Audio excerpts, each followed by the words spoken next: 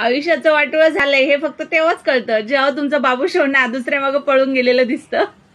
एकाने विचारलं, मिरच्या कोणत्या सीजन मध्ये लागतात? मग मी पण उत्तर दिलं, तुम्ही खरं तर बोलून पहा, दुष्काळात पण लागतील.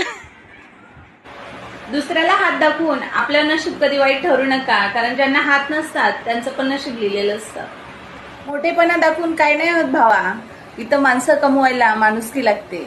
आयुष्यात एक पाऊल पुढे टाकलं तर आयुष्य घडून जातं, पण नात्यामध्ये एक पाऊल मागे टाकलं तर नातं जोडून जातं. भाकर जेव्हा दोन्ही बाजूनी भासते तेव्हा ती चव देते, तशीच नाती दोन्ही बाजूंनी निभून पहा, नक्कीच आयुष्यात टिकतील. आजकालची नाती ना त्या सिर्फ पिक्चर सारखी झालीत, ना भेट ना घाट, खाली इंस्टावर चाट. इथं धुतल्या तांदळाचं तर कोणीच नाहीये, पण दुसऱ्याच्या बाबतीत खिचडी बनवायला सगळे पुढाकार घेतात.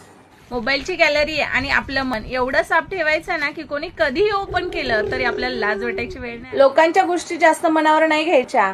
पेरू घेताना लोक गोड आहे का विचारतात आणि घरी येऊन मीठ लावून खातात. प्रेम मिळावं म्हणून तर सगळेच प्रेम करतात, पण प्रेम मिळणार नाही हे माहीत असून सुद्धा जो प्रेम करतो त्यालाच खरं प्रेम म्हटलं जातं. काही लोकांच्या नजरेचा खूपच मोठा प्रॉब्लेम असतो. हातात आयफोन असताना सॅमसंगकडे बघण्याची सवयच असते त्यांना. कृष्ण होणं पण सोपं नसतं. रुक्मिणी सोबत संसार करत असताना हृदयाच्या कोपऱ्यात राधेसाठी जागा ठेव. फोर्स केल्यानंतर फक्त बॅगेतले कपडे ऍडजस्ट होतात. नात्याला तर प्रेमाने आणि समजूतदारपणाने जपावं लागतं.